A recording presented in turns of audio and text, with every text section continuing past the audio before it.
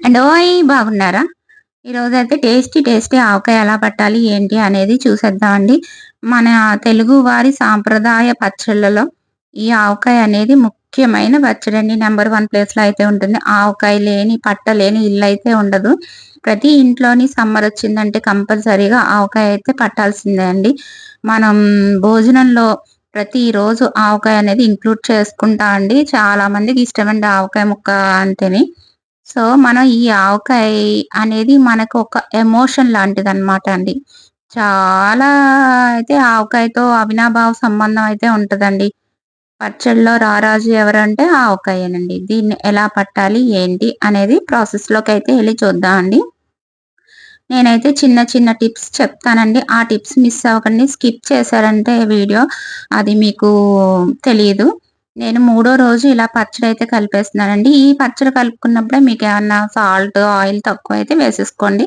నాకైతే పర్ఫెక్ట్‌గా సరిపోయినియి. మూడో రోజు కలిపింది మీకైతే చూపిస్తున్నాను. ముందుగా మనం మామిడికాయలని మంచి గట్టిగా ఉన్న కాయలనైతే తెచ్చుకొని, కడిగి ఆరబెట్టేసుకోండి. అలాగా 2 సగాల కింద కోసుకొని లోపల ఉన్న టెంక, లోపల ఉన్న పొర అయితే తీసేసుకోవాలండి. తీసేసుకున్న తర్వాత శుభ్రంగా తుడుచుకొని, వాటిని మనకి కావలసినట్టుగా, కావాల్సిన సైజులో ముక్కలైతే కట్ చేసుకోవాలి. నేనైతే ఇంట్లోనే కట్ చేస్తున్నానండి. అలవాటు కాబట్టి. చాలా మందికి అలవాటు ఉండదు గదా! కట్ చేయడం. వాళ్ళు బయటైతే కట్ చేసుకుంటా ఉంటారు. ఇలాగ నేను చిన్న ముక్కలుగా అయితే కట్ చేస్తున్నానండి. తక్కువ క్వాంటిటీతో అయితే నేను పెడుతున్నానండి. మనకు కావాల్సిన సైజులో అయితే మనం కట్ చేసుకోవచ్చండి. ఇక్కడైతే ఇంటి దగ్గరైతే. అక్కడనుకోండి వాళ్ళు టపటపని కట్ చేసేస్తా ఉంటారు. మళ్ళీ అయన్నీ తెచ్చుకొని, ఆ జీడి తీసుకొని, ఇయన్నీ శుభ్రం చేసుకొని పెట్టాలంటే కొంచెం కష్టమవుతది గదా! సో, నేనిలాగా ఇంట్లోనే కట్ చేసేస్తాను. ఇవన్నీ మా అమ్మగారు చిన్నప్పుడు మాకు నేర్పించారండి. ఎలాగా ఏంటి అనేది. సో, అందువల్ల నాకు ఆవకాయ పట్టడం అనేది ఈజీ అయిపోయింది. ఇలా కట్ చేసుకున్న తర్వాత ముక్కలను ఒక అరగంట అయితే ఫ్యాన్ గాలికి ఆరబెట్టేసేయండి. ఆరబెట్టేసుకున్న తర్వాత మనకు ఆవకాయకి కావాల్సినయన్నీ పక్కనే పెట్టేసుకోవాలండి. ఈరోజు ముక్కలు కొట్టిచ్చామా, ఈరోజు వెంటనే ఒక గంటలో పెట్టేసుకోవాల్సిందే పచ్చడి. అందుకే ముందు ప్రీ ప్రిపరేషన్ అనేది సాల్ట్ ఎండబెట్టుకోవడం, ఆవపిండి ఎండబెట్టుకోవడం, మెంతిపిండి ఇవన్నీ ముందే చేసేసుకోవాలండి. ఇంకా మనం ముక్కలయ్యి అయిపోయిన తర్వాత శుభ్రం చేసిన తర్వాత కాసేపు ఆరబెట్టేసి వెంటనే పచ్చడనేది కలిపేసుకోవాలి. సమానంగా ఉన్న ఒక పాత్ర అయితే తీసుకోండి. దాంతోటైతే 4 భాగాల కింద వచ్చేలా నాకైతే లోటాతోటి మనం 4 కొలుచుకోవాలండి. కొలతలైతే నేను లోటా అయితే వచ్చినాయండి. 4 తీసుకుని ఈ గిన్నెలు. లోటాతో అయితే మీరు నాకు ఏ 4 అయితే గిన్నెతో వచ్చినాయండి. కొలుచుకున్నా నిండా అడుగు అయితే కూడా సమానంగా వేసేసుకోవాలి. ఉండాలండి. మన అప్పుడు తలకొట్టు 4 అట్లా వచ్చేలా వేసుకోకూడదు. చేసుకోండి. నేను అప్పుడు కొలత దీంతో సరిగ్గా అయితే రాదు. తీసుకున్నాను. నిండా అయితే పైకి నిండుగా వేసేసుకోండి అయితే ముక్కలనేది. కొలిచేసుకోండి. కరెక్ట్‌గా నాకు 4 తలపట్టు అయితే అట్లా కాదు, వచ్చినాయండి నిండుగా ముక్కలు. అయితే అలాగా కొలిచేసుకోవాలి. మనం ఏ పాత్రతో అయినా చేసుకోవచ్చు. కింద సన్నం, పైన పొడుగు అట్లా ఉన్నయయితే వద్దండి. సమానంగా ఉండాలి ఇలాగా. ఇలా 4 వచ్చిన తర్వాత మన ఈ కారం పాల్ట్ అనేది కలిపేసుకుందామండి. కారం అయితే ఫుల్‌గా నిండా అయితే ఒక్క లోటాడైతే తీసేసుకోవాలండి. ఒకటి. దీని తర్వాత ఆవపిండయితే తీసుకున్నా. ఆవపిండయితే ముప్పావు వంతు తీసుకోవాలండి దీంట్లో. మీరు కల్లుప్పు అయితే కల్లుప్పు ముందే మిక్సీ పట్టేసుకొని పైన ఎండలో అయితే పెట్టేసుకోండి. చెమ్మ అనేది అస్సలు ఉండకూడదు కల్లుప్పులోని. నెక్స్ట్ సాల్ట్ వాడేవాళ్ళైనా సరే కాస్త ఎండలో పెట్టేసుకొని తెచ్చుకోండి. సాల్ట్ అయితే హాఫే ఏసుకోవాలి. కల్లుప్పు అయితే ముప్పావు వంతు ఏసుకోవాలి. సాల్ట్ హాఫ్ ఏసుకున్న తర్వాత మనం మూడో రోజు కలుపుతాం చూసారా? ఈరోజు పట్టామనుకోండి తర్వాత రోజు ఉంచేసుకొని, తర్వాత రోజు మూడో రోజు అవుతది. ఆ మూడో రోజు కలిపేసుకోవచ్చనమాట. మెంతి పిండి ఒక పావు అండి. పావు వంతు. మరి పావు వంతు కూడా కాదు. కొంచెం తక్కువే ఉంటది. ఒక 100 గ్రాములయితే వేసానండి. చాలామంది మెంతులు కూడా వేసుకుంటారు. మెంతులు వేసుకుంటే పళ్ళకి తగులుతా ఉంటదని నేను మెంతి పిండి అయితే వేసానండి. ఇప్పుడు వెల్లుల్లిపాయలైతే సగం వేస్తున్నానండి లోటాకి. నేను ముందే ఇవన్నీ ప్రిపేర్ చేసుకొని పెట్టేసుకున్నానండి. ఇలా పెట్టుకుంటే వెంటనే మనం పచ్చడి కలుపుకోవడానికి ఈజీగా అయితే ఉంటుందండి. ఇలా కలుపుకున్న సాల్ట్ మొత్తం మనం అంతా కలిసేలాగా ఉప్పు, కారం, ఆవపిండి, మెంతిపిండి మొత్తం అంతా మిక్స్ అయ్యేలాగా మనమైతే పట్టాలండి. ఇదైతే నేను ముప్పావు వేస్తున్నాను ఇది. అదే మామూలుగా సాల్ట్ వాడారనుకోండి హాఫ్ వేసుకోండి. ఎందుకంటే కొంచెం ఒక్కొక్క ఉప్పు ఒక్కొక్కటి ఎక్కువ ఉంటుంది.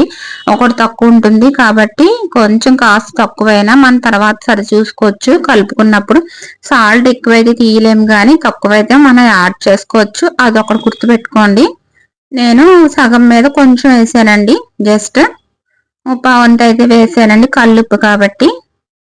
ఇప్పుడు మొత్తం అంతా మిక్స్ చేసేసుకుందాం చక్కగానే.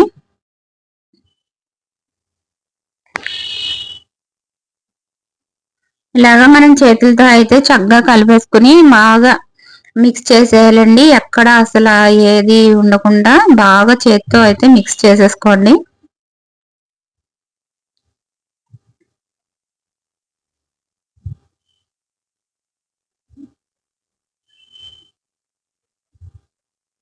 వేడి వేడి అన్నంలో కాస్త నెయ్యి వేసుకుని ఆవకాయ వేసుకుని ముద్దపప్పు వేసుకుని తింటే భలే ఉంటుందండి. ఇది వరకటి రోజుల్లో ఎక్కువగా పేదరికంగా ఎక్కువ ప్రజలు ఉండేవారు కాబట్టి ఆవకాయ అనేది తక్కువగా ఎక్కువ పెట్టేసుకుని ఎప్పుడైనా ఏదైనా లేకపోయినా సరే ఆ సద్దన్నంలో ఆవకాయ ముక్కను నంచుకుని గంజి పోసుకుని తినేసేవారండి. ఆ విధంగా మనకి ఆవకాయ అనేది చాలా అక్కడికైతే వచ్చేదండి. ఇప్పుడు నూనె వచ్చేసరికి నేను అది ఒక లోటాడున్నర అయితే ఆయిల్ అయితే తీసుకున్నానండి. 4 ముక్కలకి లోటాడున్నర అయితే తీసుకున్నానండి. అంటే 1.5 తీసుకోను. ఇప్పుడు మనం దేంట్లో అయితే పచ్చడి పెట్టబోతున్నామో దానికి చిన్న టిప్ అండి. ఇలా ఇంగువ వేయండి ఆయిల్‌లో. ఇంగువ వేసిన తర్వాత ఆ డబ్బాకైతే మొత్తం స్ప్రెడ్ చేసేయండి ఆ ఆయిల్‌ని. అందువల్ల మనం పచ్చడి ఏదైనా పెడితే బూజు పట్టదనమాట. ఇబ్బంది ఉండదు. ముక్క కూడా గట్టిగా ఉంటుంది. ఇదొక టిప్ అండి. నెక్స్ట్ ఇంకొక టిప్ అయితే చెప్తాను. ఈ విధంగా అయితే మా అమ్మగారు వాళ్ళు పట్టేవారండి. ముక్క మాత్రం చాలా గట్టిగా ఉండేదండి సంవత్సరం అంతాని. మెత్తబడేది కాదు. ఆవకాయ కూడా పాడయ్యేది కాదనమాట. ఎప్పుడైనా పచ్చడి తీసుకున్నప్పుడు ఏం చేయాలంటే ఇంకొక టిప్ ఏంటంటే ఇవి ఉండండి ఒకసారి పసుపు అనేది ఆయిల్‌లో వేసేసుకోండి.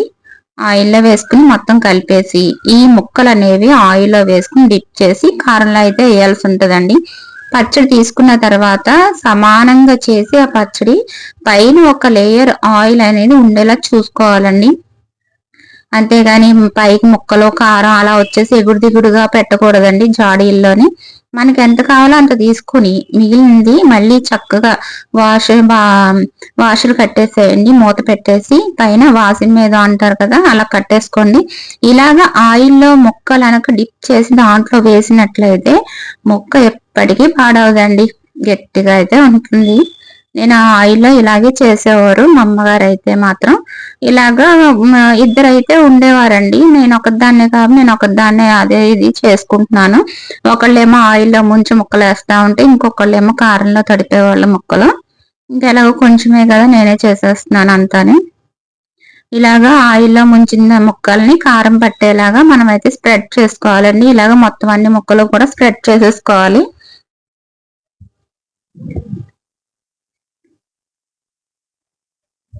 ఆవకాయ అనేది ఒక ఎమోషన్ అండి తెలుగు వాళ్ళకి. ప్రతి ఇంట్లోని ఆవకాయ ఉండాల్సిందే. ఆవకాయ లేని తెలుగు ఇల్లు అయితే ఉండదండి. ఆవకాయలో చాలా రకాల వెరైటీస్ వచ్చినా ఇది మాత్రం ఎప్పటికీ ఎవర్‌గ్రీనే అండి. ఈ ఆవకాయ అనేది మాత్రం. దీంట్లో అల్లం ఆవకాయ పెడతారు. ఆహ్, బెల్లం ఆవకాయ పెడతారు. తీపి ఆవకాయ పెడతారు. ఏదైనా సరే అండి. ఈ ఆవకాయ ఫస్ట్ ఉంటదండి. అన్ని ఆవకాయల్లో ఫస్ట్ ప్లేస్ అనేది ఈ మామిడికాయ పచ్చి ముక్కలతో పట్టే ఆవకాయనండి. మొత్తం ముక్కలన్నీ కలిపేసుకున్న తర్వాత లాస్ట్‌లో ఇది నూనెద్దామండి. అదేని ఇప్పుడు వేయకూడదండి. ఇప్పుడు మనం వేరే దాంట్లోకి పెట్టేస్తాం కదా డబ్బాలోకి. అప్పుడు ఆయిల్ పైనుంచి వేసుకోవాలనమాట. అప్పుడు సాల్ట్ ఆహ్, మామిడికాయల్లో ఉన్న పులుపు ఇవన్నీ కలిసి మనకి ఆయిల్ అనేది పైకొస్తదనమాట. అప్పుడు టేస్టీ మూడవ రోజున టేస్టీ ఆవకాయ అనేది రెడీ అయిపోద్ది. నేను చెప్పిన టిప్స్‌ని పాటించేసినట్లయితే ఆవకాయ పెర్ఫెక్ట్‌గా అనేది వస్తదండి. చాలా బాగా వచ్చింది నాకైతే. ఇప్పుడు దీంట్లోకైతే ట్రాన్స్‌ఫర్ చేసేసుకుందామండి కలిపిన ముక్కల్ని.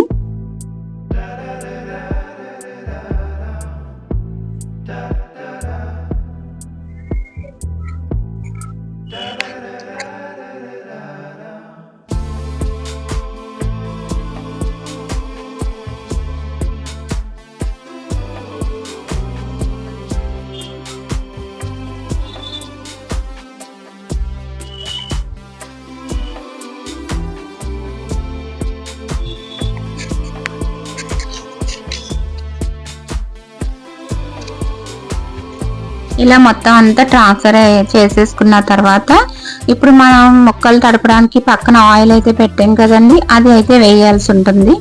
కొంతమంది పెద్ద ముక్కలు ఇష్టం ఉంటుంది, కొంతమంది చిన్న ముక్కలు ఇష్టం ఉంటుంది. ముక్కలు కోసేటప్పుడు మాత్రం మీ ఇష్టం అండి, మీకు ఎట్లా కావాలంటే అట్లా పెట్టుకోవచ్చు. కొలతలు మాత్రం ఇంతేనండి, ఏ ముక్కలకైనా ఇలాగే పెట్టుకోవాలండి. ఆవకాయ అనేది సేమ్ కొలతలు, పర్ఫెక్ట్ కొలతలు అని మాత్రం నేను చెప్తానండి. 100% పర్ఫెక్ట్గా అయితే ఆవకాయ వస్తుందండి ఇలా కొలతలు తీసుకుని మీరు పెట్టినట్లయితే.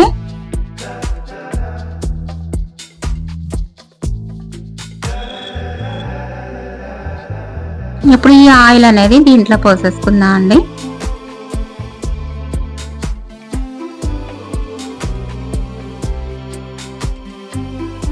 చేతులు పొడిగా ఉన్న చేతులు తడి అస్సలు పెట్టకూడదు, తడి గరిటలు అయ్యి ఇవి పెట్టకూడదు. అలా పెట్టినంత కాలం మనకు ఆవకాయ అనేది పాడవదండి.